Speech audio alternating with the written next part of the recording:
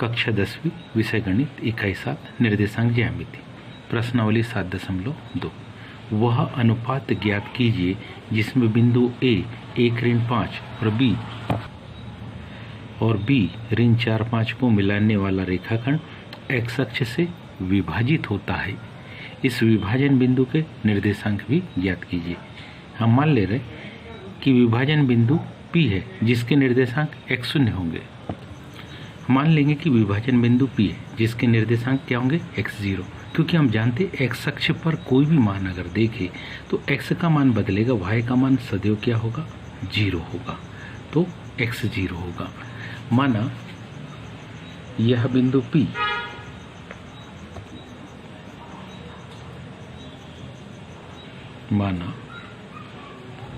माना कि यह बिंदु P किसको, रेखाखंड को अनुपात में k अनुपात 1 में क्या करता है, विभाजित करता है।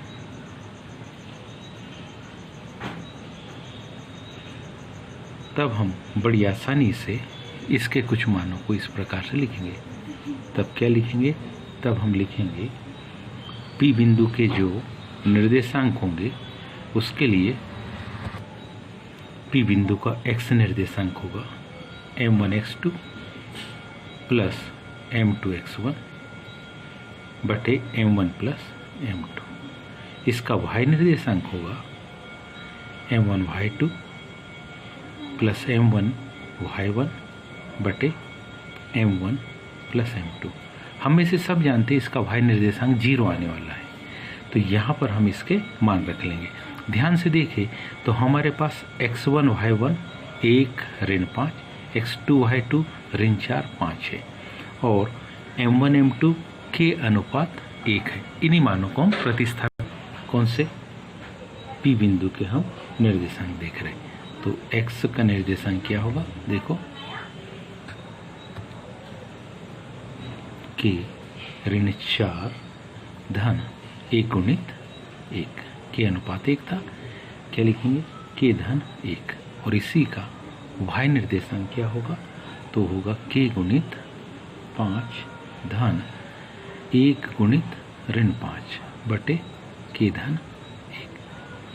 हम जानते हैं कि इसका y निर्देशांक 0 होगा। अगले स्टेप में इसी को हम कुछ इस प्रकार से P,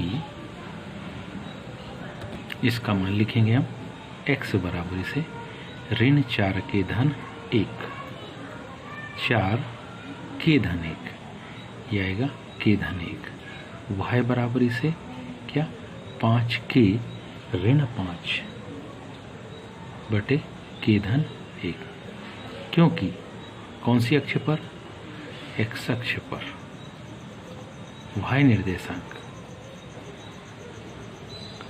कितना होता है, बराबरी से 0 होता है। तो हम किसका मान, इसका मान 0 रख के k का मान निकालेंगे। 0 बराबरी से 5 के ऋण 5 बटे के धन 1, इसके बटे में कुछ नहीं मतलब 1 का गुणा इससे करेंगे, 0 का इससे करेंगे, तो कंडीशन हमारे पास आएगी मान की कुछ इस प्रकार से 5 के ऋण 5 बराबरी से 0। जब पक्षांतर करेंगे 5 के बराबरी से 5, इसलिए यहाँ पर जो k का मान आएगा 5 बटे 5 यानी कि कितना 1, k का मान कितना आ गया 5। अब हम यहाँ पर अगर मान रख लेंगे तो हमको P के निर्देशांक मिल जाएंगे। P के क्या निर्देशांक, P के निर्देशांक यानी x निर्देशांक होगा हमारे पास क्या, ऋण 4 के धन 1 बटे के धन 1 तथा y निर्देशांक तो क्या होगा 0 होगा। वैसे भी k का मान अगर 1 रख के देखो तो 5 में से 5 घटाएंगे तो 0 आ जाएगा। तो ध्यान से देखिए, अब यहाँ पर k का मान 1 रखेंगे, x बराबर से ऋण 4 गुणित 1 धन 1 बटे 1 धन 1, y निर्देशांक 0, तो मान होगा x बराबर से 4 एकम 4, 4 में से घटेंगे तो 3, क्या बचेगा ऋण 3/2 और y निर्देशांक कितना 0। तो ये हमारे पास p के क्या आ जाएंगे निर्देशांक, p के क्या आ गए हमारे पास निर्देशांक, क्या आ गए p के निर्देशांक, p के निर्देशांक आ गए ऋण 3/2 शून्य। और किसको अभिष्ट रेखा को,